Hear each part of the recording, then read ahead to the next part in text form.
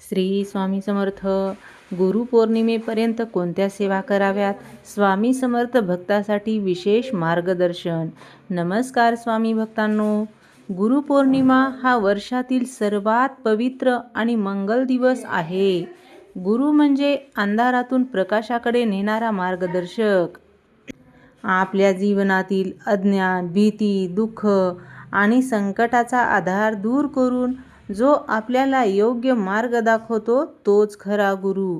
स्वामी समर्थ हे लाखो भक्तांचे सद्गुरू आहेत. गुरुपौर्णिमेच्या काळात केलेली सेवा, नामस्मरण आणि प्रार्थना भक्तांच्या मनात नवीन ऊर्जा निर्माण करते.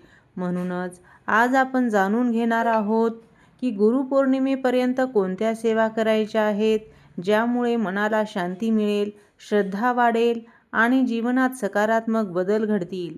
सर्वप्रथम दररोज सकाळी उठल्यावर स्वामी समर्थांचे स्मरण करा. डोळे उघडताच 3 वेळा श्री स्वामी समर्थ म्हणा. दिवसाची सुरुवात गुरुस्मरणाने झाली तर मनात सकारात्मकता निर्माण होते. दुसरी महत्त्वाची सेवा म्हणजे नामजप. गुरुपौर्णिमेपर्यंत दररोज किमान 108 वेळा श्री स्वामी समर्थ नामाचा जप करा. शक्य असल्यास 11 माळा किंवा आपल्या क्षमतेनुसार अधिक जप करा. नामामध्ये अपार शक्ती असल्याचे अनेक भक्त तर अनुभवातून सांगत असतातच. तर तिसरी सेवा म्हणजे स्वामी चरित्र वाचन. रोज 1 अध्याय किंवा काही पाने वाचा. चरित्रातील प्रसंग भक्तांना श्रद्धा, संयम आणि विश्वास शिकवतात. अनेक वेळा आपल्याला आपल्या प्रश्नांची उत्तरेही चरित्रातूनच मिळतात. चौथी सेवा म्हणजे दीपसेवा. संध्याकाळी स्वामींच्या प्रतिमेसमोर दिवा लावा. दिव्याचा प्रकाश हा गुरुकृपेचे प्रतीक आहे. दिवा लावताना मनापासून प्रार्थना करा की स्वामी माझ्या जीवनातील अंधार दूर करा. पाचवी सेवा म्हणजे गुरुवारी विशेष पूजा. गुरुवारी स्वामींना फुले अर्पण करा, आरती करा आणि शक्य असल्यास मंदिरात जाऊन दर्शन घ्या. गुरुचा दिवस म्हणून गुरुवार विशेष असतो. सहावी सेवा म्हणजे अन्नदानाची सेवा. आपल्या क्षमतेनुसार एखाद्या गरजू व्यक्तीला अन्न द्या. स्वामी समर्थाच्या शिकवणीत दया, करुणा आणि सेवेला खूप महत्त्व आहे. अन्नदान हे श्रेष्ठ दान मानले गेले आहे. सातवी सेवा म्हणजे मनातील नकारात्मकता कमी करणे.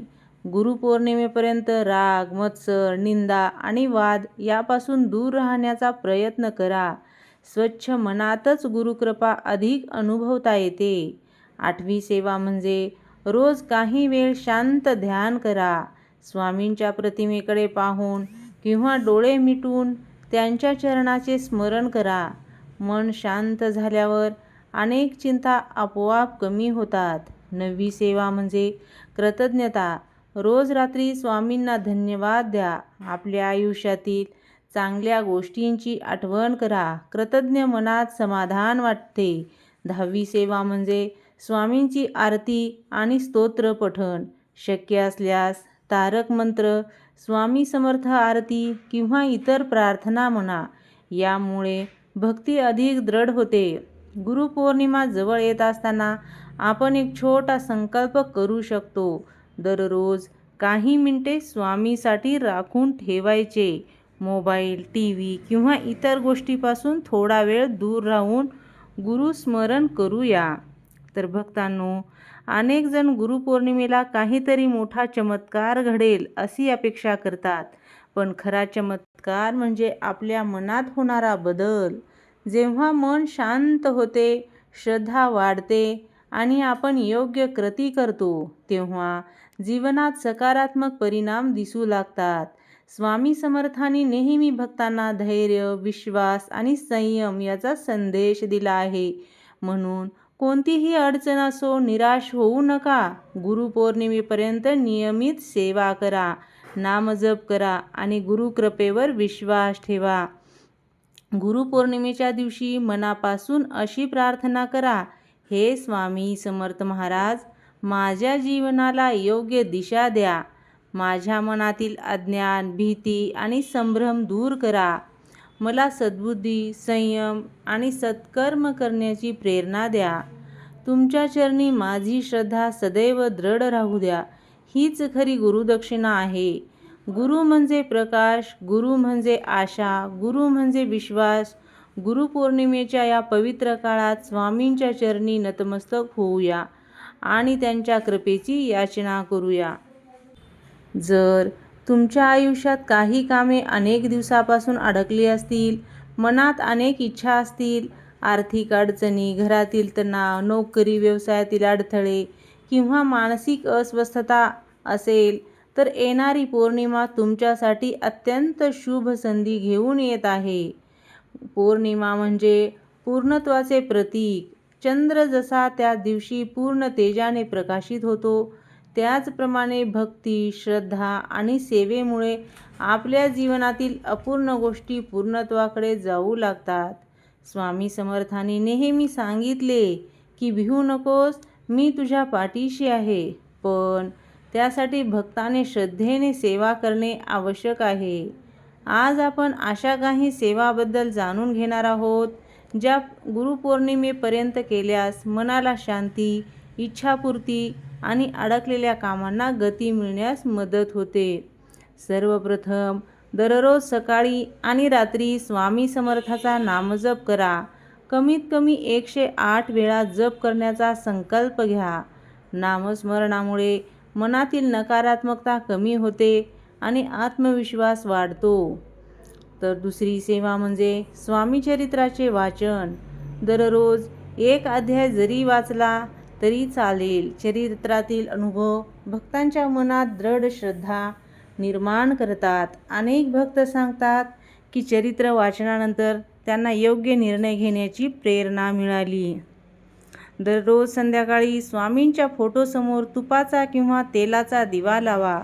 दिव्याचा प्रकाश हा ज्ञान, आशा आणि सकारात्मकतेचे प्रतीक आहे. आपल्या क्षमतेनुसार एखाद्या गरजू व्यक्तीला अन्न द्या. स्वामी सेवा केवळ मंदिरातच नसते, ती मानव सेवेतही असते. अन्नदानामुळे मनातील स्वार्थ कमी होतो आणि पुण्याची वृद्धी होते.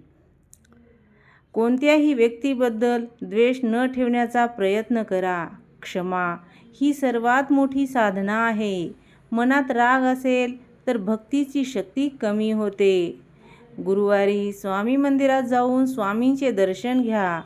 शक्य नसल्यास घरीच स्वामींच्या प्रतिमेसमोर प्रार्थना करा. महत्त्वाची गोष्ट म्हणजे भाव.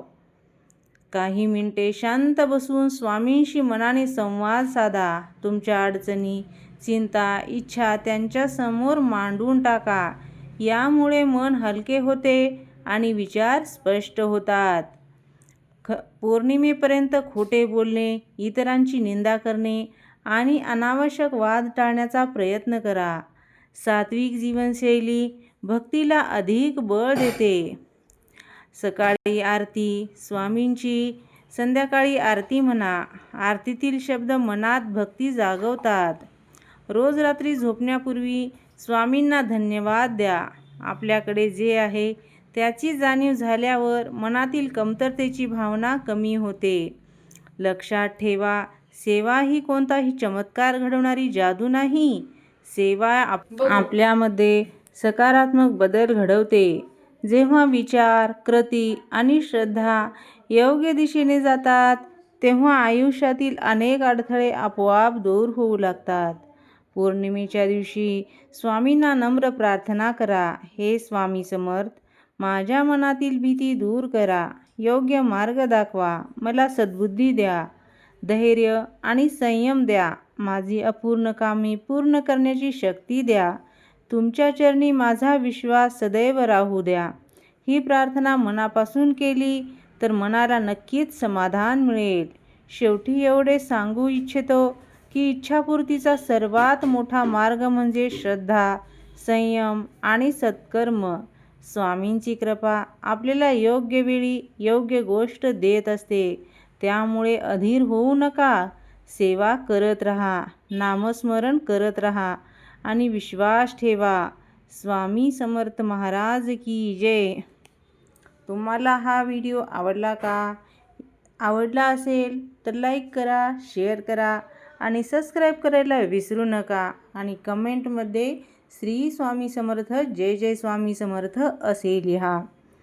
जय जय रघुवीर समर्थ. झालेली सेवा स्वामी चरणी रुजू. तुम्ही हा व्हिडिओ इथपर्यंत बघितलात त्याच्यासाठी धन्यवाद. श्री स्वामी समर्थ, जय जय स्वामी समर्थ.